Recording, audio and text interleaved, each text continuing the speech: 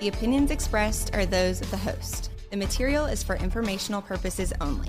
It does not constitute investment advice, and it is not intended as an endorsement for any specific investment. Visit crestmontpw.com for more details. You're listening to the Ascent with Crestmont Private Wealth. I'm your host, Alec Walker, EVP of Financial Planning, talking to you today from the Houston office studio. It is a wonderfully sunny and hot and humid day in Houston. So I know myself, I'm looking forward to, we've got a little vacation getting out of town, headed up north a little bit to find some cooler weather, but coming to you today to talk a little bit about college savings. We are approaching the back to school season. Our daughter is actually going to be starting preschool this fall. So we're going to be switching over to the normal school calendar schedule. So it's going to be an adjustment for the entire family. But this time of year, and we're actually doing this right now with all of our clients who have 529 college savings accounts, is myself and Rebecca and the financial planning team are doing an analysis of where clients are on their funding relative to their specific goals, whether they're trying to fully fund a public Texas state institution, whether they're trying to partially fund an out-of-state college tuition. We're checking in to see, hey, what are your contributions? Do we need to increase or decrease those? Do we need to change your asset allocation? And the reason why we're doing this is the cost of college is probably the largest purchase that, an individual or a family will make outside of funding your retirement or buying your forever home. When we look at the cost of college today, in-state public tuition costs today are about $25,000 per year. But if you look at a specific school like Texas A&M, you're talking about $33,000 per year, tuition, room and board, books and supplies. There's a lot of costs that go into it. So you're talking $25,000 per year today, $100,000 a year for 4-year tuition. But if you've got a young child or just had a child or thinking about having a child, in 18 years, just assuming a 3% inflation rate, which is what the cost of college is increasing at recently, but previously it was 4 or 5%. You're talking about in 18 years, that $25,000 is $42,000 per year for tuition. So again, you're talking $160,000, $180,000, $200,000 per year is the future cost of college, depending on where your child decides to go to college. So this is a major expense that can be a luxury, for people to fund and save for. But for some people, even if their goal is to say, hey, I don't think I'll be able to fully fund that expense for my child, but man, if I can start doing something today to maybe fund half of it, to give them, an extra head start where they don't have to take out as many student loans, that's what I would love to do. And what's kind of the best way to do that? And so in terms of how you can save and fund for college, obviously, you could just sock away money in a savings account. You could sock away money in a regular investment account that provides some flexibility. We talk about that, with our Trail Builder account. But I think for folks that really have a specific dedicated goal where I want to save some money for my child, we think a 529 plan is the best option. The benefits, obviously, of a 529 plan is you don't get any tax benefit on the money when you put it in. So there's no tax deduction or tax benefit on putting $5,000 in a 529 account like it is to put it in a 401k. But the main benefit is there's tax-free growth on the investments when used for qualified expenses. And the contribution limits on what you can put into them on an annual basis are very high. And this can even be used for K through 12 private school tuition also. The drawbacks, kind of some of the cons of 529s, is the investment options are pretty limited.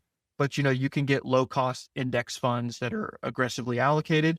And there, of course, are penalties for non-qualified withdrawals. So if you open this account for your child, they end up not going to school, and you decide to just take a distribution and use the money, there's going to be penalties on that earnings.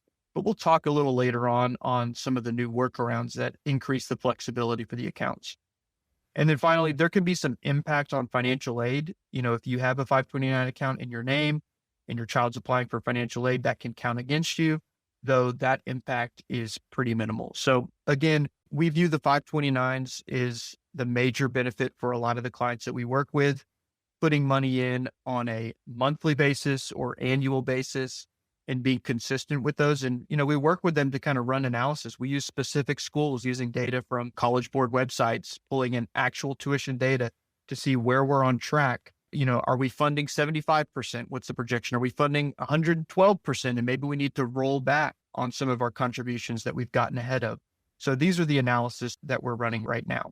You're listening to the Ascent with Crestmont Private Wealth. I'm Alec Walker, coming to you live from our Houston studio, talking about 529s and college savings plans. Mentioned earlier some recent improvements to the flexibility of 529 accounts. There were some even more recent changes with the One Big Beautiful Bill that was signed into law in July. There's now more flexibility on how funds can be used. So they've allowed use for homeschool materials and curriculum for those 529 funds. There's also increased use of those funds for post-secondary credentialing materials and education. So for example, my CFP study materials and paying for those exams, had I had a 529 for my benefit, I could have used those funds for that. As well as if you think about kind of more blue collar apprenticeship type of programs like welding, electrician, there's even increased uses for post-secondary credentialing and trade programs. If you think of like welding or electrician schools. So, those folks that were previously concerned of, I don't know if my child will necessarily go the traditional quote unquote college route. There are more expanded uses with 529s now that limit that risk. And then I think finally, this wasn't from the One Big Beautiful Bill. This was from a few years ago. The new rule allows for up to $35,000 from a 529 for your child can be rolled over to a Roth IRA in your child's name. So if you think about it, maybe you save up $100,000. You use some of that money. There's $25,000 left over in the account. What am I going to do with this? You can roll that over to a Roth IRA for your child. And this can be kind of a neat thing as well. We deal with a lot of multi-generational family planning.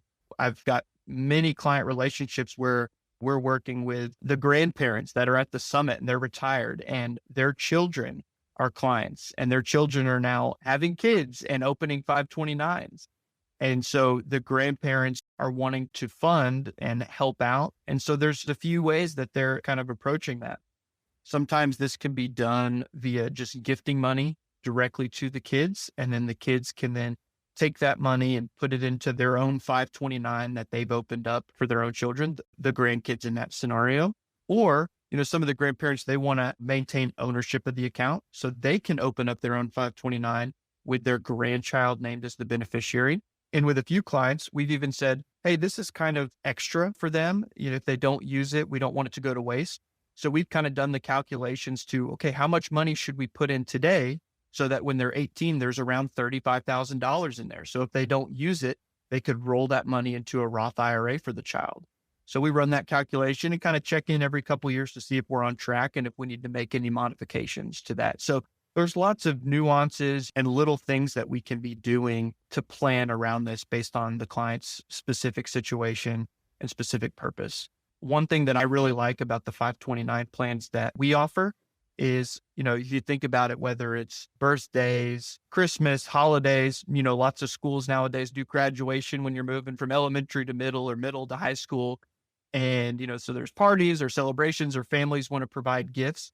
With the 529s, you can actually provide a link and a code to your family members or people that are coming to the birthday party and say, hey, in lieu of a gift or in addition to a gift, if you want to make a donation to the kids' 529 plan, you can put it straight into the account here with this link. So that makes it easy. And, I'm sure aunts and uncles and grandparents feel better knowing that the money's going to where it's supposed to be used.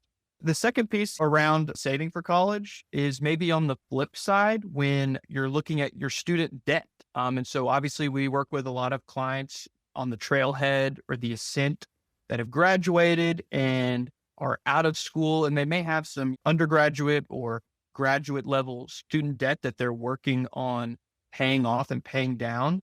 There's a few different strategies that you can approach. Obviously, number one is you want to pay down the highest interest loans first. But in terms of should you pay down debt versus invest that debt or put it towards other purposes, that's a preference. That's something where we really kind of have to work one-on-one with folks to figure out what their comfort level is, what their cash flow situation is. But, a good rule of thumb that works for me personally is debt above kind of 6.5% to 7%. That's where I start to get more aggressive on wanting to pay that down a lot quicker. Some people's threshold could be a little bit lower than that, but you kind of have to zoom out and look at the big picture. If you think about $20,000 in debt or $25,000 in a student loan, if you took $25,000 out of your savings investment account, went to pay off that 6% debt, it may feel really good at the time. But if you look up 10 years later, could that $20,000 have potentially performed better in the market if you had invested it over that 6 to 7%? Statistically, the probability is probably in favor of yes, that occurring.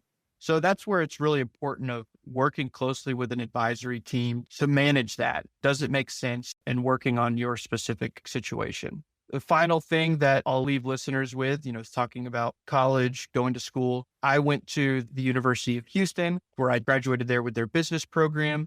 And I remember my dad tells me the story. Both of my parents originally are from East Texas. They moved to Houston and attended pharmacy school there at the University of Houston. We didn't grow up with a lot of school spirit when we were really young, though my dad and I are avid U of H sports and particularly basketball fans. We love college basketball. But I remember coming home from school in third grade and asking my dad, saying, "Dad, am I a Longhorn or an Aggie?" And he said, "Son, you go back to school and you tell those kids you're a Cougar and you're proud of it." So I think that was the first time I learned that my parents went to the University of Houston, and somehow myself, my sister both ended up there as well.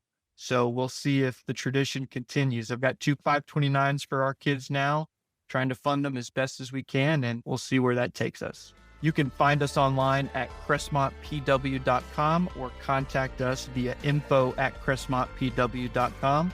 If you've got questions about college savings and what's the best way to go about it, we're here to help. Thanks for listening to The Ascent. I'm Alec Walker with Crestmont Private Wealth. Have a great day.